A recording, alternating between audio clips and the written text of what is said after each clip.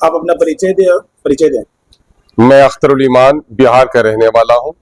मजलिस इत्तेहादुल मुस्लिमीन बिहार का सदर हूँ और हल्का अमोर से मैं रुकन असम्बली हूँ। किनको सपोर्ट में आए हैं?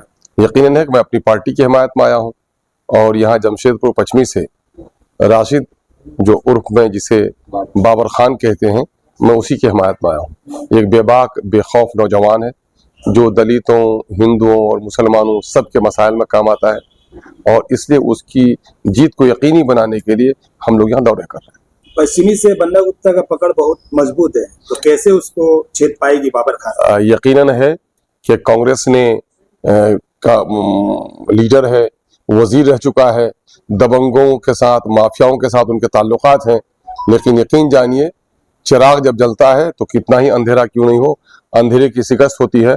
मौजूदा वक्त यहाँ पर कांग्रेस जो जेएमएम में पार्टनर है और पूरे झारखंड में, बल्कि नन बीजेपी जो स्टेट है उसमें सबसे ज्यादा मुसलमानों की अगर मॉब लिंचिंग हुई है तो झारखंड में हुई है और वो यहाँ का वजीर रहा है और उस वजीर ने मुसलमानों को निशाना बनाते हुए कहा था कि तबलीगी जमात वाले ये मुसलमान ही कोरोना फैलाते हैं, जिनके वोटों से कोरोना फैलाता है तो उसको गैरत नहीं होगी कि उनके वोट का वो तलबगार हो जाए।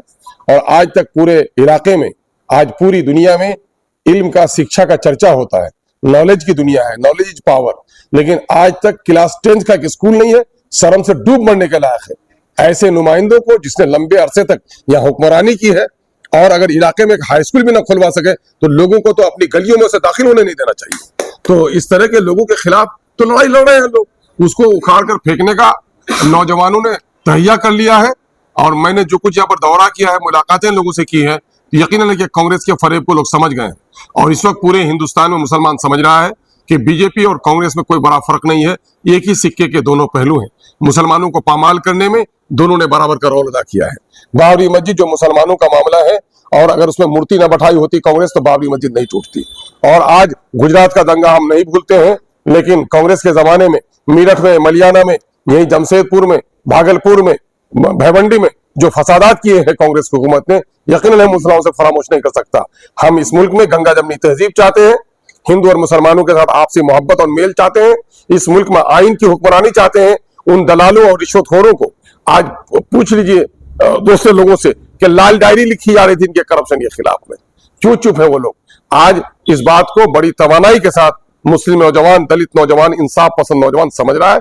हम इसके लिए काम कर रहे हैं। बाबर खान की 3 ऐसी खासियत बताए जो लोग उसे पसंद करेंगे। नौजवान है, बेखौफ है, बेदाग है, खिदमतगार है, हिंदू मुसलमान सबको साथ लेकर चलने वाला है और सबसे बड़ी बात यह है कि जालिमों के सामने में, भ्रष्ट के सामने में गर्दन कटा सकता है, गर्दन झुका नहीं सकता। 35 साल तक जेएमएम में थे, लास्ट मोमेंट में आए और टिकट मिल गया, कार्यकर्ताओं को दरकिनार किया गया है एमआईएम। यकीनन है कि कार्यकर्ताओं के फैसले से ही टिकट दिया गया है, दरकिनार नहीं किया गया है, कार्यकर्ताओं से मशवरा लिया गया है और हर किसी ने यह समझा है कि हमसे बेहतर वो होंगे, उनको टिकट दीजिए, हम साथ देने के लिए तैयार हैं। ये हमारे फैमिली का मसला है।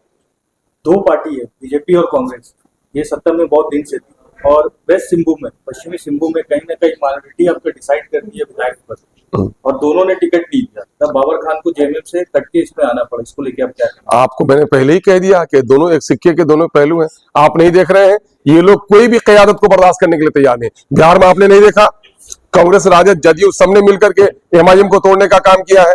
आज हेमंत सोरेन जी की जो पत्नी है, आज किसी भी रिजर्व सीट से लड़ सकती थी, लेकिन जहां मुसलमानों की रवायती सीट रही है, गोंडे से जाकर के लड़ रही है ताकि मुसलमान वहां नहीं जीत सके। यही हाल रांची में है।